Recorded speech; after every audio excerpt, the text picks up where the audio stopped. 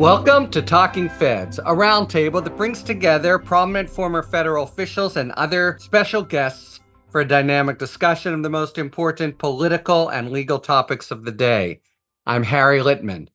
Today we are re-airing a conversation we had a little over a year ago with Dr. Nora Volkow, Keith Humphreys, Ann Milgram, the head of the DEA, and Lenny Bernstein about fentanyl, a drug that's unfortunately still gripping our nation. Before we revisit that conversation, just a quick update on the current state of play from a special couple who's very involved in the issue. Janelle and Brandon Rodriguez, they are the founders of the Forever 15 Project, a nonprofit focused on fentanyl awareness. They founded the Forever 15 Project to warn young people of the risks of fentanyl after an overdose took the life of their son, Noah. The organization focuses on harm reduction and raising awareness by speaking to high school students and handing out naloxone, an emergency overdose treatment, to parents and teenagers. Janelle and Brandon, thanks very much for joining us. Thanks for having us. So fentanyl remains a leading killer in the U.S. It contributes to 75,000 deaths a year. Over the past year, health officials have issued warnings about fentanyl being combined with an animal tranquilizer. How has the crisis surrounding fentanyl evolved over the past year? Well, the numbers have grown higher. That 75,000 is now an old number. One of the most current statistics I heard of is between April of last year and this year, it's over 111,000 deaths. So, unfortunately, the statistics are changing for the worse almost daily. Look, I know you guys are both very involved in sort of boots on the ground harm reduction and awareness efforts in your community in Texas. What is this looking like on a community level in 2023? What sort of is happening, in your neighborhood, as it were? In our community, it hit Hays County pretty bad last summer. We've had a total of 7 deaths, students in Hays CISD. We have 3 high schools in our community, and every single high school has been hit. But from the school district to law enforcement, neighborhoods, people have just stepped up and have been doing whatever they can. Yeah, I think awareness is increasing, but there's still a long way to go. I mean, we've done probably over 200 presentations since September of last year, and you talk to people and they still haven't heard of it. Mostly in the parent presentations we do. We ask who's heard of fentanyl, and there's a lot of parents that haven't. A lot of youth have. Is there anything that's new and promising on the ground? The naloxone is definitely a big plus after a poisoning has happened, but it's not a cure. It's not a guarantee that it's going to work. Our school district, our school resource officers, nurses, our sheriff's department, our local municipalities are really on board with carrying as much naloxone as they can. But much like people not knowing about fentanyl, people don't know what naloxone is, or they think one dosage is enough, where some of the poisonings that we've seen in our schools, it's taken 6 or more Narcans to rescue somebody. Thanks very much for your work. Thanks very much for your time. Now let's hear our sadly more relevant than ever discussion about the fentanyl crisis plaguing our country. We begin today's special episode with a quiz. What is the leading cause of death for all Americans aged 18 to 45? Car accidents? No. Guns? No. COVID? No. It is overdoses of the drug fentanyl. If you're like me, you found this fact astonishing, particularly given the very limited public knowledge of fentanyl. The drug began as a highly effective treatment for chronic pain in the 1990s, but for a variety of reasons over the last 6 years, it has morphed into a public health crisis of the first order and a series of law enforcement challenges of unprecedented difficulty. To make matters worse, fentanyl is often cut into all manner of drugs, from pills to heroin, and can be lethal in very small amounts. And unlike heroin, cocaine, or marijuana, it is synthetic, cooked up in a lab like methamphetamine, yet it is distributed with all the professional organization and muscle of two of the world's largest and most dangerous drug cartels. In this special episode of Talking Feds, we bring together three of the nation's most knowledgeable experts on the various aspects of the drug overdose epidemic plaguing the country. And in addition, we have the special opportunity of sitting down with the top federal law enforcement officer for fentanyl and other drugs. So, to set up the problem in all its difficult parameters, we welcome three terrific experts, and they are Dr. Nora Volkoff. Dr. Volkoff has served as the director of the National Institute on Drug Abuse since 2003. Her work has been instrumental in demonstrating that addiction to drugs is a brain disorder. She previously served as the Associate Dean and a Professor of Psychiatry at the Renaissance School of Medicine at Stony Brook University. Dr. Volkoff has published a long series of peer-reviewed articles, book chapters, and 4 other books on brain imaging for mental and addictive disorders, and co-edited Neuroscience in the 21st Century. She won the Nathan Davis Award for Outstanding Government Service, and she was named Innovator of the Year by U.S. News and World Report. Dr. Volkoff also was among Time Magazine's Top 100 People Who Shape the World and Fortune Magazine's 34 Leaders Who Are Changing Healthcare. Dr. Volkoff, thank you so much for joining this episode of Talking Feds. Oh, thanks for having me. And it's great to call me Nora. Lenny Bernstein, a reporter for the Washington Post. He's been covering health and medicine since 2014. He began his career with the LA Times in 1985, then went to the Post in 2000 as an editor for their national desk. He's been awarded the Pulitzer Prize for National Reporting, the George Polk Award for Medical Reporting, and the Hillman Prize for Broadcast Journalism. Quite a trifecta. Lenny, thanks very much for joining this episode. Thank you for having me. Dr. Keith Humphreys, the Esther Ting Memorial Professor in Psychiatry and Behavioral Sciences at the Stanford School of Medicine, as well as a fellow at the Stanford Center for Innovation in Global Health. He's also a senior research career scientist at the VA Health Services Research Center. He's been in government as a drug policy advisor in a couple different stints in the Bush and Obama White Houses, and he continues to advise many states and national governments on policies regarding addiction. In 2009, Keith received an award for distinguished contribution to the public interest by the American Psychological Association and won the British Medical Association's Public Health Book of the Year award for his book, Drug Policy and the Public Good. So please, you could join us, Keith. Thanks very much, Harry. Glad to be here. Forgive those laborious introductions, but I really want people to understand we've brought the pros to the table, which is not to say we're going to leave the table with new epiphanies that haven't yet been thought of, because this turns out to be a very, very difficult and some would say, maybe not the three here, insoluble problem.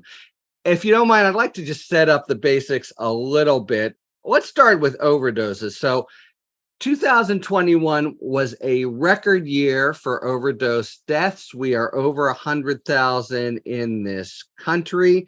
So far, 2022 shows indications of eclipsing those grim numbers. What is going on? What's driving the crisis, and why particularly now are we seeing such a precipitous rise? Well, I can jump in, and I think that we would all respond in the same way. There are 2 major factors that are driving this. One of them has to do with the COVID pandemic, which has exacerbated the vulnerabilities of individuals and communities, which makes them more prone to take drugs. And that includes, for example, the closing of support systems that existed to provide with treatment to individuals with substance use disorder, including emergency departments. So those support systems, the loss of jobs, the isolation, all of those are factors that increase stress. And we know that increasing stress drives drug taking. But at the same time, there is another element that has played an important role, and is that during the COVID pandemic, we have seen an acceleration of the distribution of fentanyl throughout all of the country that was limited in the Northeast, and now it's absolutely everywhere. That was limited to used to contaminate heroin, and now it's used to contaminate everything.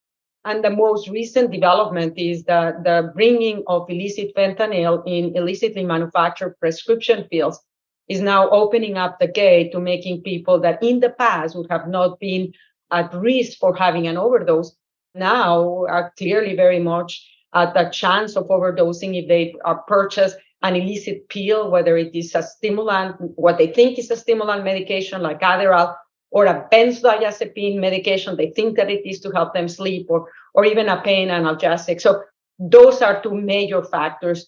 But within each one of them, of course, there are specifics. But this is overall what I would say is driving the really high numbers that we are seeing.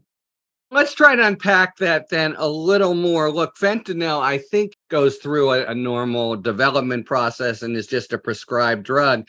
But it is my sense, the first I ever heard of it, maybe most people ever heard of it, was 2016 when Prince died of an overdose.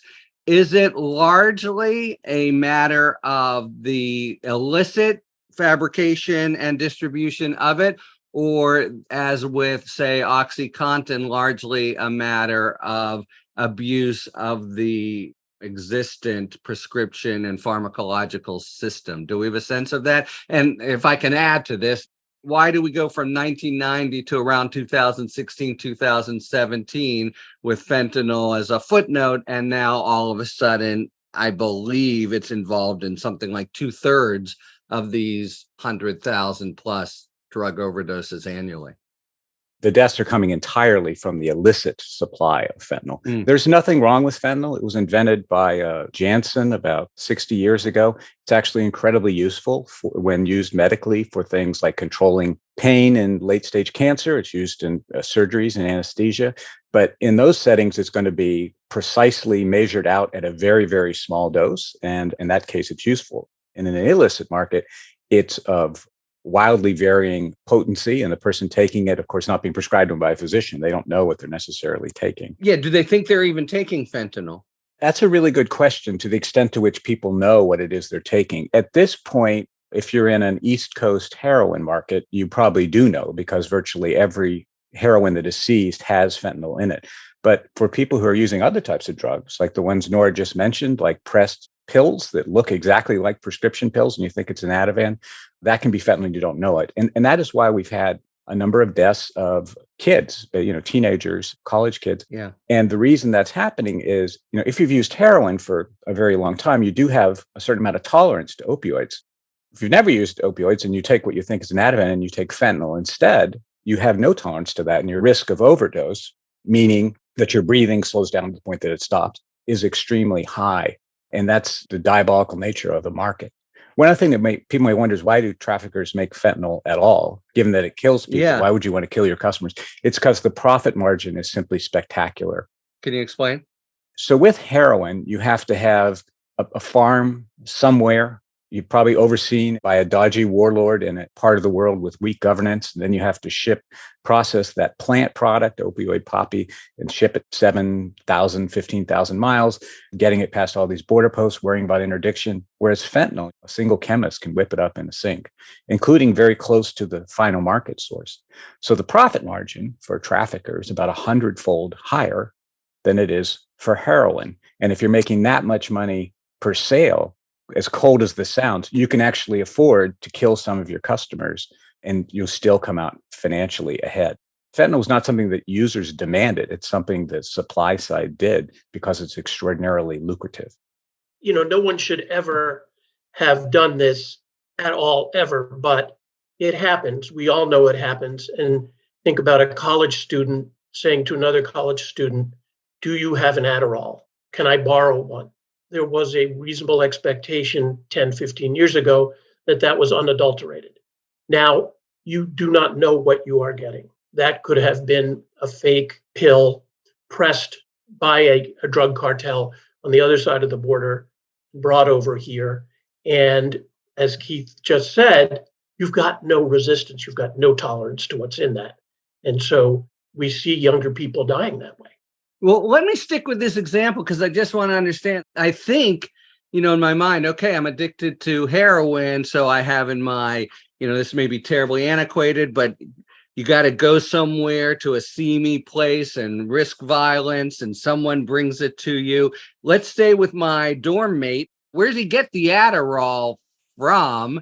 And how is it sort of readily available on campus? And is that related to what Lenny was just talking about with the whipping it up, Breaking Bad style in a sink?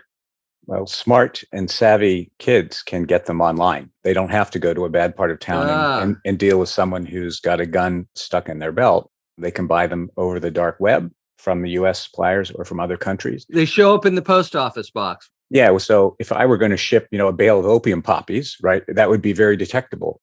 But, the supply of fentanyl can fit in a routine, looks like just like an absolute ordinary letter from another country. Why another country, by the way? Why? It generally is manufactured abroad?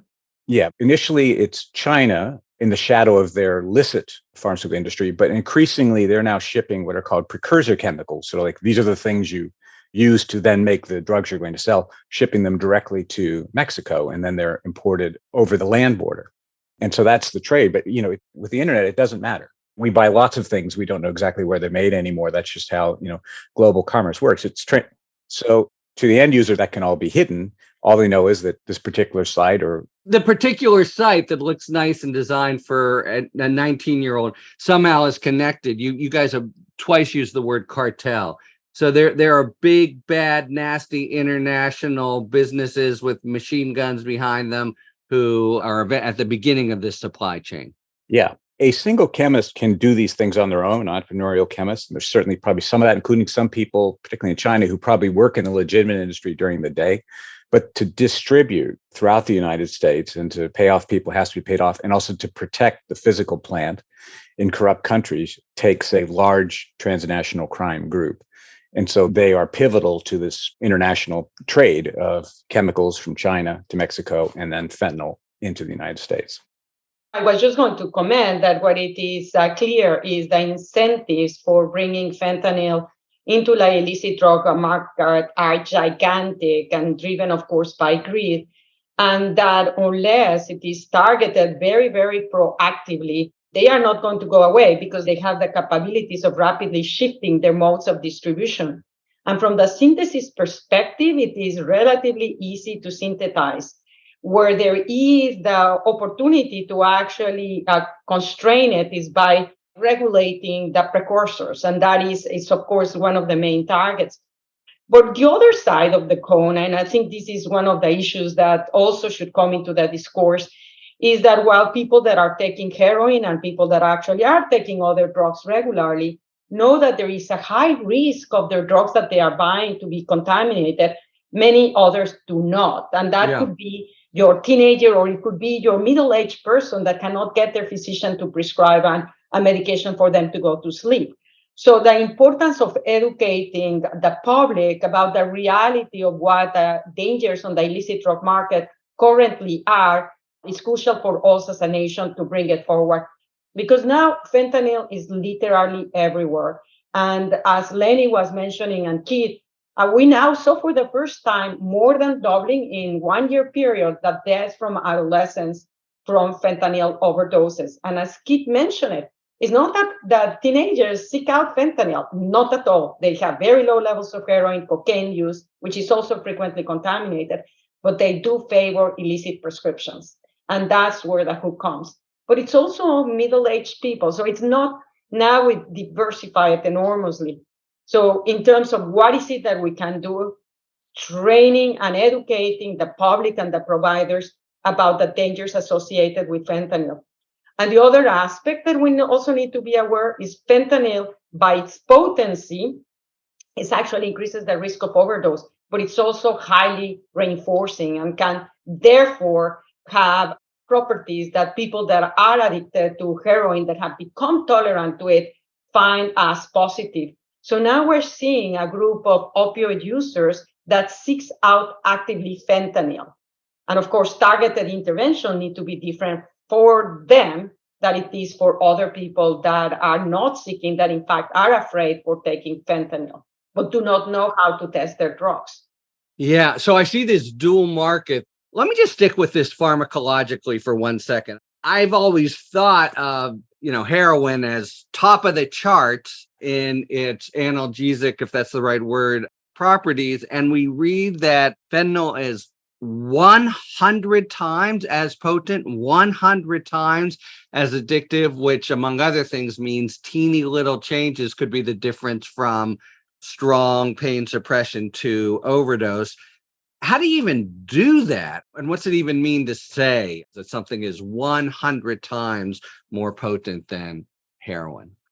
Well, from the perspective of pharmacology, what we've learned is that drugs bind to the receptor, right? And in that interaction, it modifies three-dimensionally the position of the receptor in the membrane of cells. And that initiates a cascade of events inside the cell. And the ability of these opioid drugs to initiate that cascade varies enormously from one to the other. So, for example, fentanyl is much more active at creating this signaling than morphine or heroin. And that's why it's so much more potent. It's just much, much better at binding. It just fits and sticks better than heroin. It's not just the stickiness. So there are two properties. One of them is its affinity that relates to the stickiness. And there are drugs that have higher affinity than others. And in that respect, for example, you have drugs that have very low affinity, that therefore they will not be competing very well. Drugs with high affinity, though, like, for example, buprenorphine, which we use for the treatment of pain and for the treatment of opioid addiction, has very high affinity for the receptor, but its intrinsic efficacy, even though it binds to the receptor, the signaling is limited. So even though you can bind all of the receptors with buprenorphine, you only have, say, for example, 30% of the maximal signaling that you will generate with a drug like heroin. And then fentanyl has even a greater efficacy than heroin. So there is the affinity, and then there is the signaling that happens when the drug binds to the receptor. And fentanyl has both high affinity and both high intrinsic efficacy. And Lenny, you suggested that the growth, the spike from, a normal use to illicit use is what really has driven the overdose. I was struck and sort of horrified at the notion that people are buying stuff and don't even know it's there. Is that the kind of paradigmatic problem, or is it just that people are now seeking out a synthetic fentanyl and they just can't control it? Are they really being surprised in their last moments of life? Well, I think it's both. There have been 3 eras in this epidemic. We started with pills, oxycodone, and some people became addicted, mainly unknowingly, but not all. Billions of pills were diverted to the black market. And you all know that whole history of the pill mills in Florida. Then there was heroin. Again, more people became addicted, a drug you do have to seek out. And now we have fentanyl probably since, 14, 15, 16, both in these illicit pills and for people who are chasing that high, people who become addicted to fentanyl. And it happens very, very quickly in some cases because of certain people's brain chemistry, are often seeking out that drug. I gather that the real spike since 2016 are these cartels, but you do hear fingers point, or I guess you don't hear fingers pointed, but you see fingers pointed at the original manufacturers as having acted irresponsibly somehow to have triggered the problem. Can you explain what that contribution was? It might be helpful just to think about how markets work, so drug markets. Heroin was on the wane in the 1990s in the United States. And Then you have the things that Lenny described and did such great reporting about at the Post, where prescribing per capita of opioids goes up 400% in a little more than a decade. Now a huge number of people are addicted. So the resurgence of heroin markets initially was to service that group. Sam Quinones has written really well about that. It was a strategic decision of, wow, we could convert these people over. Heroin costs about a third of what a street oxy does. And that's where it was created. But then once there's a drug market, people can enter it directly. So in other words, just because it initially was there to take care of people who had, been using OxyContin for 10 years, now there's a heroin dealer in town, in Youngstown, Ohio, and there didn't used to be. And that could be someone coming in and that's their first exposure to a far stronger drug. And then fentanyl comes in on top of that through the heroin supply. So when you look at these things, some people have made the argument, well, you can't really blame the Sackler family for this. Actually, you can. They created the market conditions that allowed these drugs to surge back into American life. And we are still, even someone who's dying of fentanyl, we are paying for the price of what happened from the late 90s up to about 2011. I wanted to interject because I want to push a little bit. And absolutely, I think that the Sacklers and other companies absolutely were crucial in triggering what we observe as the opioid crisis, the initiation. But there were other complicit agencies that enabled it to happen. And I think it is important to state it because otherwise we're going to end up in the same problem. First of all, there was a system in the healthcare that did not pay attention to substance use disorders. So physicians were actually unable to train or to distinguish what is addiction. They didn't understand it, and they wouldn't be able to determine who would be at high risk when they were prescribing these opioids, nor actually if the patients become addicted to recognize it or treat it. So the indifference of the healthcare system for substance use disorder is one of the elements that contribute to it. A second element to contribute, I would say, is that we have neglected the proper treatment of patients with pain, and we continue to do so. And if we don't tackle that problem, we will see people going out into the illicit market to buy these drugs because severe chronic pain is devastating. And third, of course, and again, it's not that I want to point fingers at anyone, but my view is if we do not look at these things in the face, we will repeat the mistakes. As agencies and insurance providers, we actually were too lenient in supporting and paying a massive number of opioid prescriptions during almost 2 decades.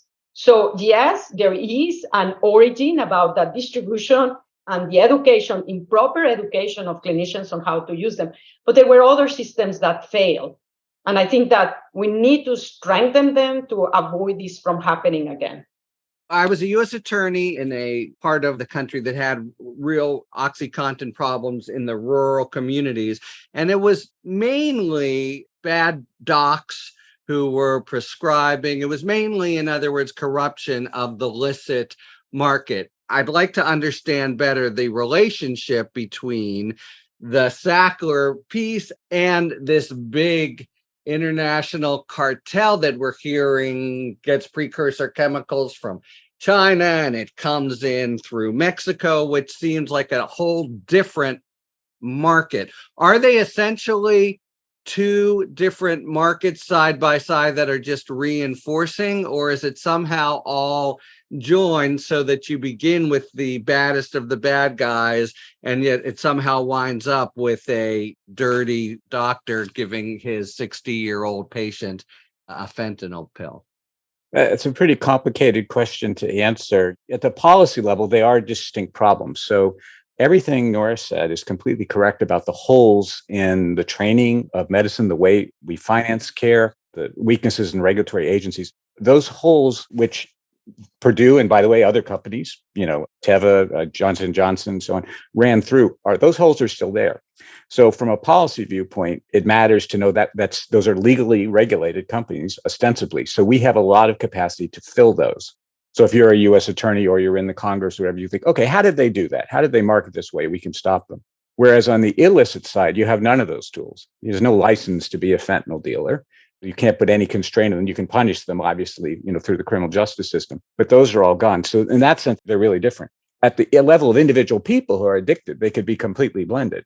We see over and over and over again somebody who started with a prescription from a doctor for a legitimate health problem, pain, got into difficulty taking it over, got addicted. The doctor didn't know what to do, maybe got angry, kicked them out when he found out they were misusing the prescription. And now that person is in an illicit market, buying heroin or buying fentanyl. And it may be recorded in the end as a fentanyl death, but the story is more complicated in that person's life. Got it. All right. Last question then along these lines. You spoke at first about the problem being concentrated in the Northeast. I'm wondering, as things now exist in the spike, are there demographics about the overdose victims, young, old, race, urban, rural, etc., or is it just a completely non-discriminating drug when it comes to it? It gets a little bit of everybody. We know that anyone can be potentially at risk that can get an illicit drug, but the majority of the overdoses are happening in individuals who are 24 to 44 years of age. There is a higher rate among men. And the groups, race and ethnic groups that have the highest mortality from overdoses are whites and American Indians and Alaska Natives. Now, these demographics are changing actually quite rapidly. And we now know, for example, that the group that has the fastest rate of overdose deaths in the United States are Black Americans, which actually had been sort of protected to a certain extent because of the fact that they were less likely to receive treatment for pain. They were not given opioids. But now that the whole mixture of drugs is coming into fruition, we're seeing that they, of course, are very vulnerable. And that's where we see the highest rate of increases in overdoses.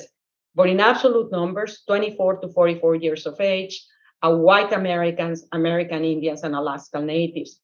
And I think that another issue that we should comment upon overall, because it does point to the nature of what we're living, is that more and more we're seeing that the overdose deaths with fentanyl, as well as other drugs, have multiple drugs on board.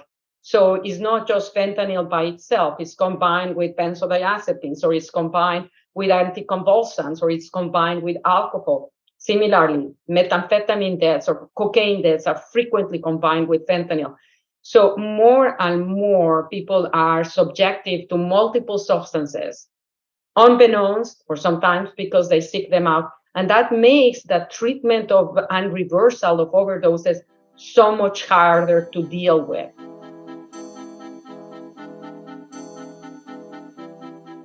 So at this point in our episode, we might break for a sidebar, but we have something even more special today.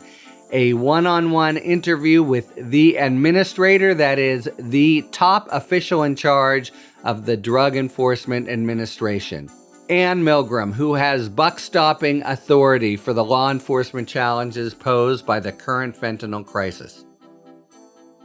All right, it is a real privilege for our listeners and an honor and pleasure for us and me personally to sit down with the administrator of the Drug Enforcement Administration, the leader of the DEA, Ann Milgram. Ann oversees more than 10,000 special agents and intelligence officers stationed both domestically and in foreign countries. Before coming to the DEA, Ann had a super illustrious career in law enforcement and scholarship. She was a professor of practice and founder of the Criminal Justice Lab at her alma mater, NYU, and most importantly, a regular guest on Talking Feds. And she acted as New Jersey's Attorney General, one of the youngest in the country, from 2007 to 2010, where she had a long list of accomplishments, including reforming the Camden Police Department. And that work led to her heading the Criminal Justice Initiative at the Laura and John Arnold Foundation for 5 years. She began her career as an ADA at the Manhattan District Attorney's Office and then a federal prosecutor for the Department of Justice. Ann Milgram, thank you so much for joining us to discuss this very challenging, daunting, and to many not very well-known problem. Thank you for having me. It's great to be with you. All right, so we've had a crash course with journalists, physicians, and policymakers on the unprecedented dangers that fentanyl in particular poses and its outsized contribution to drug overdose deaths, which eclipsed 100,000 last year in this country and are at a pace to go more than that in 2022. Let me just ask you just the nature of the challenge it is for law enforcement. Is it, in fact, unprecedented for the DEA? And how do you try to get your hands around it? It's a great question. And I think the way I would answer that is to start by saying that we lost 107,622 Americans last year from drug overdoses and drug poisonings. And we call them poisonings because oftentimes what we know is that Americans are taking what they believe to be a legitimate pharmaceutical pill like OxyContin or Adderall or hydrocodone, when in fact it is fentanyl, or they're taking other drugs, whether it's heroin or cocaine or methamphetamine, when in fact those drugs are laced by fentanyl. And so more than 70,000 lives were lost from fentanyl alone in the past year. So this moment is a moment we've never, ever been at before. What's also really important, I think, Harry, and that I don't think any of us have done enough to help people understand yet, is that all of what we are seeing is being driven by two of the most significant criminal organizations in Mexico. They're cartels, the Sinaloa and the CJNG cartel. Virtually all of the fentanyl on US streets is coming from those two criminal networks that operate in the United States and worldwide in 30 or more countries. And so it is easy, I think, for people to think of this as isolated overdose deaths or drug poisonings, but nothing could be further from the case. This is essentially two massive criminal networks that are responsible for killing 107,622 Americans with chemically made fentanyl and methamphetamine that is starting in China with companies that are selling these chemicals, a lot of Chinese organized crime, criminal elements in China that are selling these chemicals to these two cartels in Mexico that are then mass producing chemical drugs that are flooding into the US. And what's really, I think, vital for all of us to sort of be focused on, and we're focused every single day at DEA, number one, on Sinaloa and CJNG, and number two, on the fact that this is a different drug threat than we've ever faced before. This is completely different. And really, since 2015, it's just a new threat. It's deadlier. It's more widespread. And what I tell people all the time is the way to think about this is that if we do not stop what's happening in China and Mexico from happening there, then there is an unlimited amount of fentanyl and methamphetamine that can come into our country. And so it's a new threat. It is a devastating threat. And I think we are in an unprecedented place where I worry, just as you said, that the number of overdose deaths and drug poisonings has gone up year after year. Since 2015, 2017, it's now doubled. And I worry very much about there are no limits beyond what the chemicals that China can produce and the drugs that Mexican cartels can make right now. So, how much do we actually know about the cartel's manufacture and distribution of the drug? And is the current situation related to the broader opioid crisis that we've been hearing about for over a decade that is widely considered to be driven, at least in part, by drug companies? So, what we know about the opioid epidemic writ large is that it did start with the overprescribing of pharmaceutical opioids, of OxyContin, hydrocodone, Percocet, and so on. That then shifted as those drugs became less available over the last decade. That shifted to a number of folks who had become addicted to legitimate pharmaceutical drugs, then started taking heroin. Some of those individuals later did end up taking fentanyl or seeking fentanyl out in the illicit market. But what we see today is not about legitimate pharmaceutical opioids. There's calculated deliberate treachery at every step of this process. And if you think, Harry, about some of the biggest criminal organization cases that you've done, and you multiplied that by about 100, that would start to get you close to what I think we're seeing now.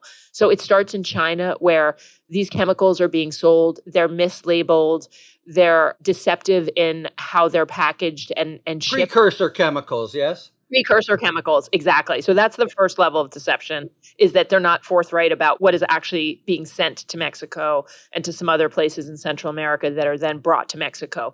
The next level is happening in Mexico, where Sinaloa and CJNG are making fentanyl powder. They're then, and again, this is illicit fentanyl that will be used to sell illegally in the US.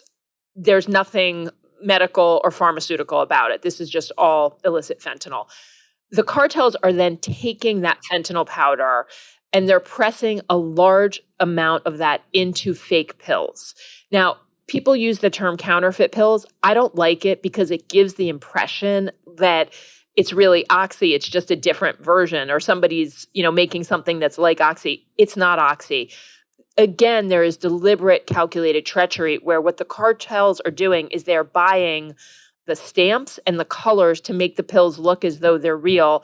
Those pills are all fentanyl and things like Mexican Tylenol or other fillers. So again, it's a lie, it's a trick, and it is intending to deceive Americans, particularly young Americans, for example, on social media, that believe that you could buy a legitimate Oxy on Snapchat, that you could buy an Adderall on TikTok. You can't. And we should be very clear in saying this, that you cannot buy a legitimate pharmaceutical on social media or on the internet.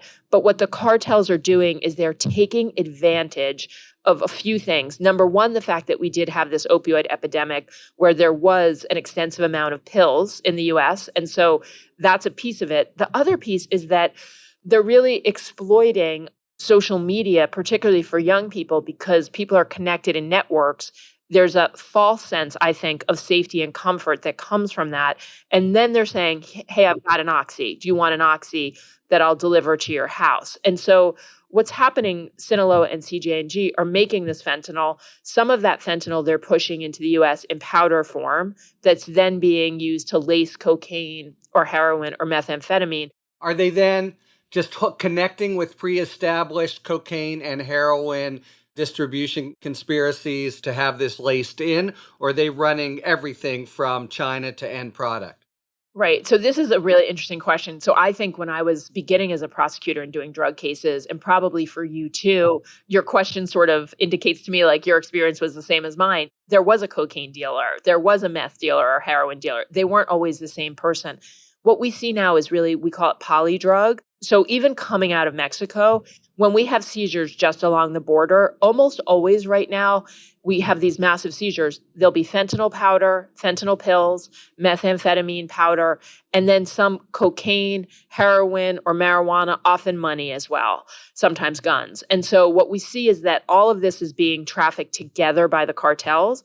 And this is also true in a city or somebody on a social media site. They'll often be offered all of those different drugs. So the world has really changed significantly in that couple things. One is I do think of fentanyl as a shapeshifter because it can be lacing all these other drugs. It can be in these fake pills of all different kinds. And so some of that is why I think we see a little bit of a change in the drug market. But a lot of it also is just driven by the fact that these cartels are pushing all of these drugs. Their main thing is fentanyl and meth, but they are also selling cocaine and heroin and other drugs with it.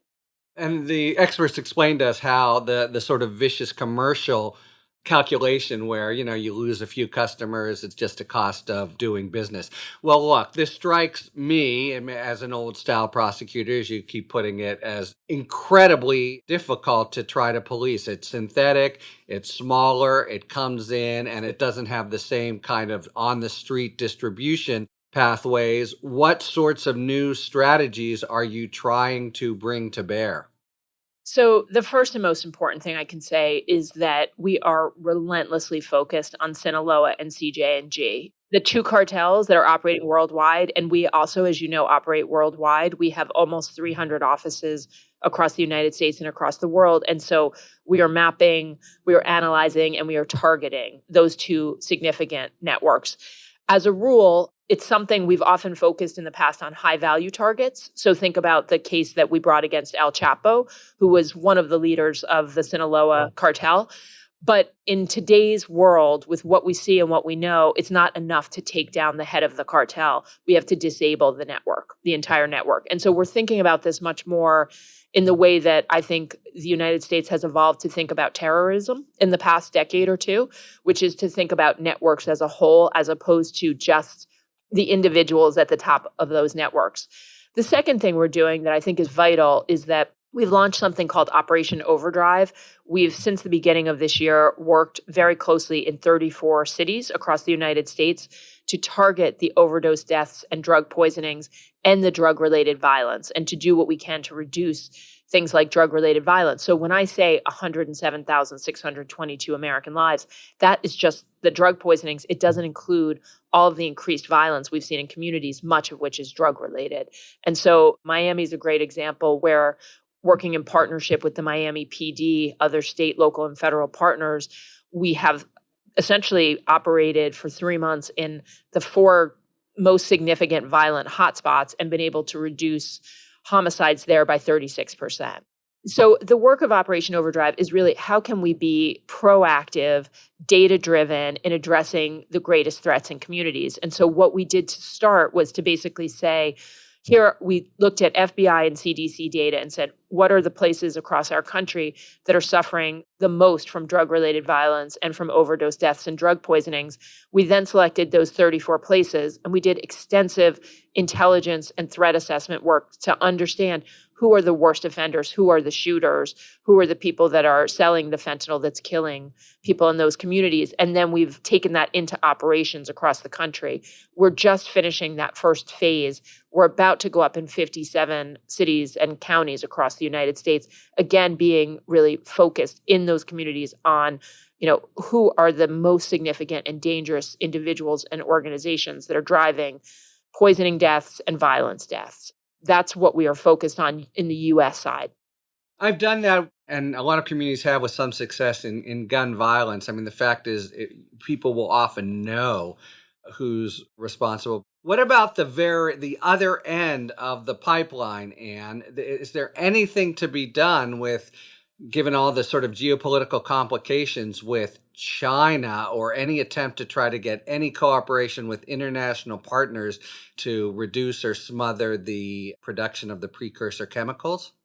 Yes, we're very focused on this. My view is that we have to be focused on the entire supply chain. So it starts in China. We're very focused on a number of Chinese chemical companies that are the lead suppliers of the precursor chemicals. And we're focused on the network. And the network begins in China, in our estimation, goes to Mexico, and then comes into the US. And so all of that is part of this threat that we've mapped as part of the network. So yes, we have to be focused on the Chinese chemical companies, as well as on the cartels and the mass production of the drugs that are taking place in Mexico. And so it's a vital part of this conversation. There is absolutely no question in my mind that China needs to do a lot more. There are hundreds of thousands of chemical companies. They're unbelievably underregulated. So there's essentially no know your customer laws. There's no requirement really of accurate labeling. And that allows people to really engage in this kind of false trickery, mislabel things, ship them out. And then again, we are tracking a great deal of it, but it's really vital that this problem be stopped at the beginning. Because as I said, if unlimited amounts of drugs can be created, if you have unlimited amount of precursor chemicals, we have to stop the precursor chemicals. And I gather that means the administrator of the DEA has to be at the table when the president or whatever is going over to China, saying, put in our priority too, because this is an essential part of the puzzle that's killing over 100,000 Americans a year. Let me switch gears for 1 second. So I had my experience in rural Pennsylvania, and meth and OxyContin were getting pretty big. Fentanyl, I was gobsmacked to hear what a huge and different problem it is. Maybe it's because I'm, now an older fuddy-duddy, but do you find that, given the enormity of it, there's a lot of public ignorance about the nature and enormity of the problem, and what role, if any, is the DEA playing in sort of public education? I think it's such an important question, Harry, and I think it is one of the most important things all of us can do, is have these kinds of conversations. So I started at DEA last June, and in September we put out a public safety alert, the first one we'd done in 6 years, to alert Americans to the dangers of fentanyl and to these fake pills that we were essentially seizing all over the United States. And this came to me really because I look at all of our work every single day, and you could not look at all the investigations and cases we were doing and not see the central theme of fentanyl is killing Americans. You know this, it's the leading cause of death now for the age 18 to 45 in the United States. And so in all 50 states, we were seizing these fake pills. Where, by the way, where did the seizures tend to take place? All 50 states. You're asking the same questions I would ask, which is, right, what's the pattern here? And While I want to be honest in saying there are some patterns, this is a problem that it's rural, suburban, urban. It is people of all ages, races, and genders. Now, the fact that when we talk about this, it's hard to wrap your mind around, but the leading cause of death for people over 45 is still what it always was. Things like natural causes, diseases, cancer, heart disease, in the last few years, COVID. For 18 to 45, it is now fentanyl. It's far more than car accidents. Think about how much we now know about car safety. All of us put our seatbelt on. We're incredibly aware of how important it is to be vigilant and careful.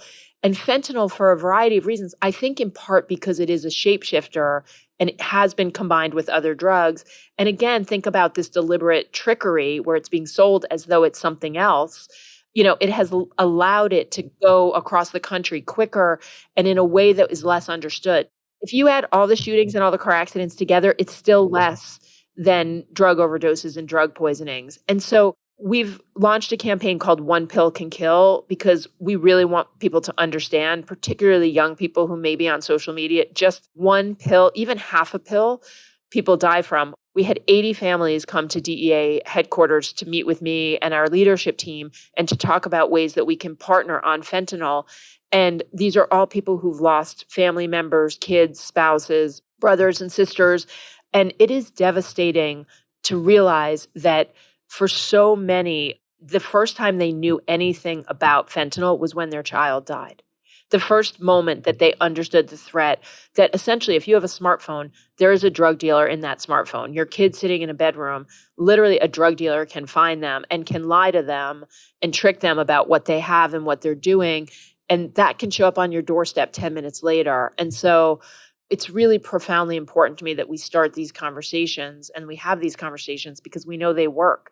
We know less kids abuse drugs or misuse drugs when they understand or have conversations with family members.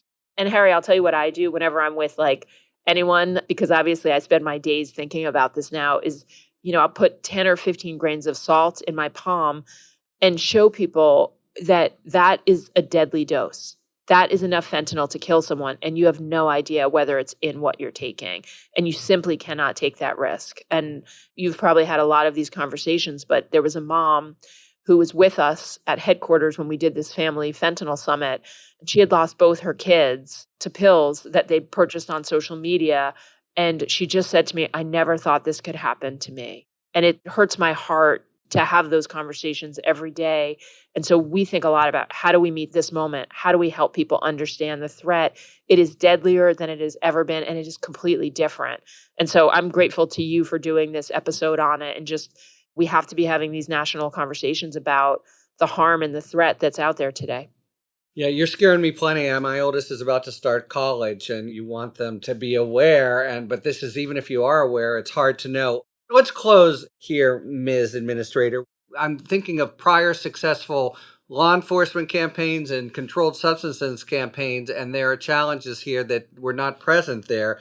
Do you see it as basically an issue of resources? If you had all the resources in the world, money, staffing, etc., do you think you'd be able to basically beat this thing? What lies between us and obviously not zero fentanyl overdoses, but back to the kinds of levels that we saw as recently as 7-8 years ago before this explosion of overdose deaths occurred?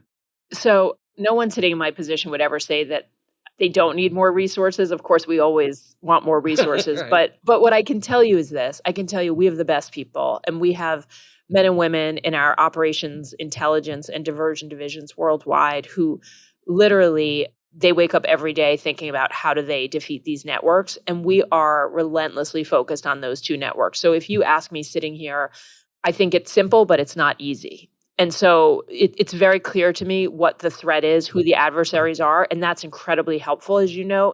What we have to do now is everything we can do worldwide as the United States government to leverage every single tool, authority, and it's not just DEA, it's across the United States government to defeat these two networks.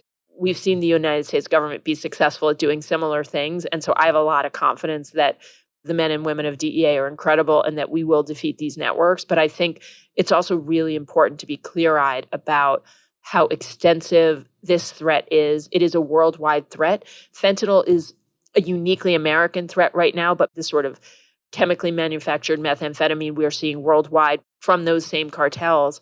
And so I think the task is enormous and we have an incredible amount of work to do. I also will tell you, I wish that the American public could see what I see every day, because I was just sitting in a room with some of our intel analysts who are running these incredible analytical process to help us understand in an even more deep way these specific networks. And it is incredible the work that's happening. Now, we have a lot of work to do to action that and to get there, but I think we're in the right place at this moment to be doing the work that needs to be done. Ann Milgram, thanks so much for spending time with us explaining this really unprecedented problem and all the things that the DEA and other partners in government and governments are doing to try to address it. Thank you so much.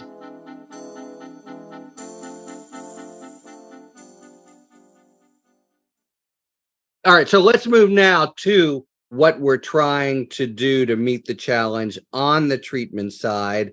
Nora, I know you're especially expert here. What does the current best practices for addiction treatment look like, and are they even remotely equal to the task? We're very lucky to have medications for the treatment of opioid use disorder that work quite well. So the challenge is, how do we distribute and make them equitable to everybody that needs them? And how do we keep people that are initiated on these treatments retained in treatment? Because these medications significantly reduce the likelihood of overdose mortality and significantly improve the likelihood of achieving recovery. But there have been challenges in their distributions and initiation, and there have also been challenges in retention of patients. What sort of challenges? A very significant number of patients, and that depends on whether you are initiated on methadone, on buprenorphine, or on naltrexone, which are the three medications used. For example, methadone has the best retention, but it is probably around 50 to 60% of individuals are still on treatment at 6 months. With buprenorphine, maybe 50%, and with naltrexone is lower. So the issue of what are the challenges for ensuring that people stay in treatment longer periods is one of the areas that is actionable, and proper models of care and alternative co-treatments with supporting these individuals are likely to improve outcomes. And it's an area that, of course, we're prioritizing in research.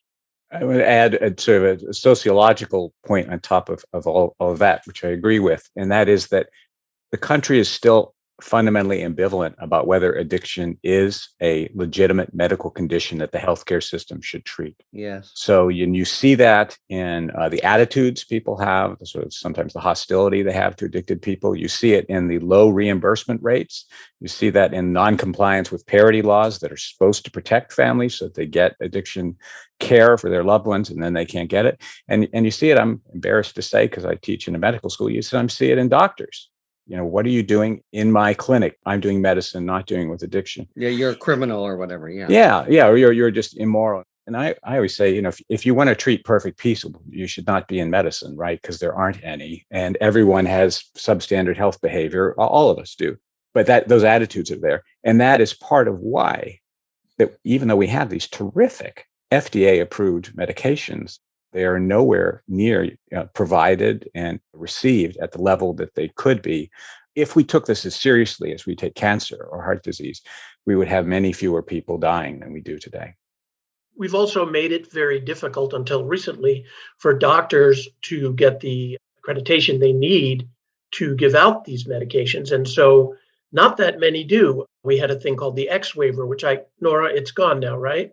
Not completely. Not completely. You had to take a multi-hour course to distribute buprenorphine, naltrexone, methadone, but all you needed was a DEA license to hand out opioids.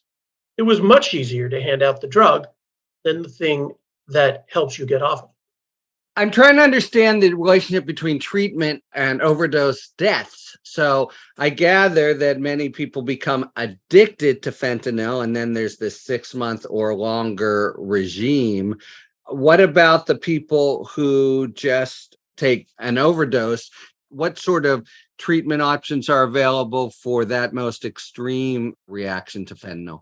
So overdose rescue is a separate question from treating an addiction. And we have, thank God, a fabulous, cheap medication, which is called naloxone. A lot of people know it as Narcan. Mm-hmm. And what that does essentially is when opioids are binding and producing a overdose, it kicks the opioids right out of the slot. And the person, it's miraculous if you've ever seen it, 15, 30 minutes later, someone who was on the brink of death is suddenly breathing again. It's not a treatment for addiction. They're every bit addicted as they used to be, but they get through that acute crisis. And a lot of modeling that's been done, including by the Lancet Stanford group that I ran, shows that getting that medication out everywhere, not just to doctors, but Amtrak, but people who use drugs, people who love people who use drugs, Yeah. the dorm staff at universities, high school counselors, librarians, that can save a lot of lives in opioids. It doesn't do a thing about our addiction problem. It is separate from treatment, but people who are not alive are never going to get treatment. And every time you rescue somebody, it is a potentially teachable moment, to say, can I connect you to services so this never happens again? I mean, it does seem to me there are two really twin problems here, one of addiction and one of overdose. Now, the Biden administration is doing things here. They just announced a set of policies that focus on harm reduction, like increasing access to naloxone. I know it's always tricky, government, because they can get whipsawed so easily. But how do you evaluate the administration's response to the problem? My view is that they're actually, for the first time, the issue of expanding harm reduction has been put as one of the pillars for addressing the overdose crisis. And it does make very much sense because, as Kit was mentioning it, there are two strategies that are the most powerful to actually address the opioid overdoses: treatment of people, and then the reversal with naloxone. Yeah. But not everybody is ready for treatment. And so if we are so categorical as said, we do not care about that, are not ready for treatment, we're opening that door for them to be at high risk of overdosing and dying. So the administration is realizing that practices, expanding naloxone, providing tests that can allow the person to test if the drug they are going to administer has fentanyl or not, providing places where they can go safely to inject themselves so that if they overdose, someone can actually protect them, access to syringe exchange programs. All of them, particularly syringe exchange, naloxone, and treatment, have shown the tremendous amount of benefit. And we're now doing research to optimize what are the conditions to which these safe injection sites can be valuable for protecting people. But it is clear that deployment of more than one intervention is what is necessary. And it is clear that not every one thing fits for every one person or community. And so we need to find the models that are going to be optimally able to actually create an impact at the individual and population level. As a reporter, I don't comment on policies. I cover people like Nora. As a citizen of the country, I am very grateful that harm reduction is moving to the fore. And it really is moving to the fore in the Biden administration. Think back not very many years when handing out fentanyl test strips was considered untouchable. Explain what those are for a second, Lenny. These are strips you can use to test your illicit drug supply to see how much of it is fentanyl. Nobody wanted to touch that. It was a third rail. Think about syringe exchange and its history. It was extremely controversial. People said, you will encourage drug use if you give people clean needles. These are things that we now do routinely around the country. Why do we do them? Because 106,000 people died of overdoses last year. And in certain communities, people are dropping like flies. And we need to do something until we find a better way to bring those numbers down. So I am grateful as a person, not a Washington Post reporter, that harm reduction has become as prominent as it has. Well, so we know, you guys know much better than I, all the sort of built-in impediments to just sensible or progressive harm reduction and other policies. If you had the magic wand here, what else should they be doing that right now for political or resource reasons seem just fanciful? I think we need to integrate the care of substance use disorders into the mainstream of American healthcare. And for that, I mean everything from the person who's extremely addicted and on the verge of overdose, as well as the person who's maybe drinking a bit too much and occasionally taking a benzo with it and is not at that point.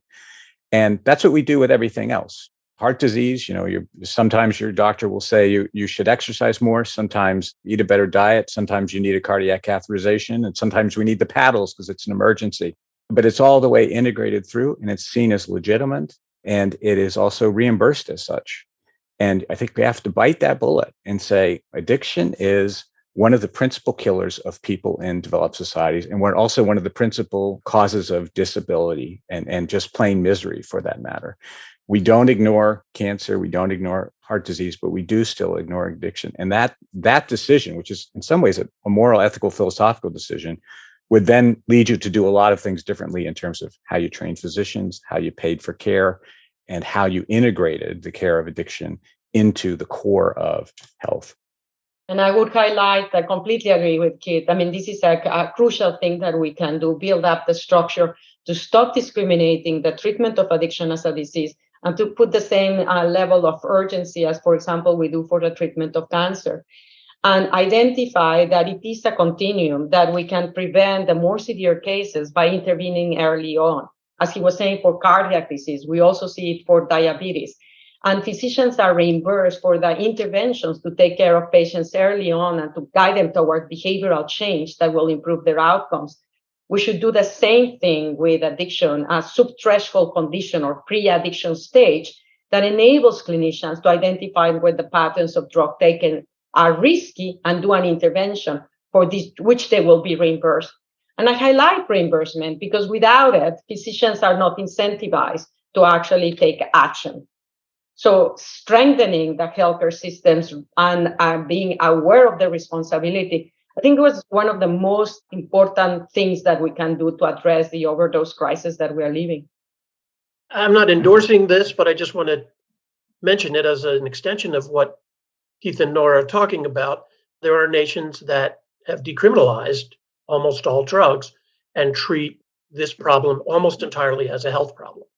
It's very complicated and not sure if it's the right road for the United States, but that's how they view it. And we view it as both a criminal problem and a public health problem. We're out of time in this special topical episode of Talking Feds. Thank you very much to Lenny, Nora, Keith, and especially to DEA Administrator Ann Milgram. And thank you very much, listeners, for tuning in to Talking Feds. If you like what you've heard, please tell a friend to subscribe to us on Apple Podcasts or wherever they get their podcasts, and please take a moment to rate and review this podcast. You can also subscribe to us on YouTube, where we are posting full episodes, talking books, and bonus video content, as well as daily explanations by me of important developments in the news. You can follow us on Twitter at Talking Feds Pod, and you can look to see our latest offerings on Patreon. Talking Feds is a completely independent production, so if you like the work we do and are inclined to support the show, joining our Patreon is the best way to do it. And some exciting news. You can now leave voicemails with your questions for me and our guests. All you have to do is call 727-279-5339 and leave a voice message for a chance to be featured on the show or to give suggestions for our sidebar feature. That's 727-279-5339. Thanks for tuning in, and don't worry, as long as you need answers, the Feds will keep talking. Talking Feds is produced by Mal Meliez, associate producer Catherine Devine. Sound engineering by Matt McCardle. Our research producer is Zeke Reed. Rosie Dawn Griffin and David Lieberman are our contributing writers. And production assistance by Meredith McCabe, Akshaj Turbailu, and Emma Maynard. Our endless gratitude, as always, to the amazing Philip Glass, who graciously lets us use his music. Talking Feds is a production of Delito LLC. I'm Harry Littman. Talk to you later.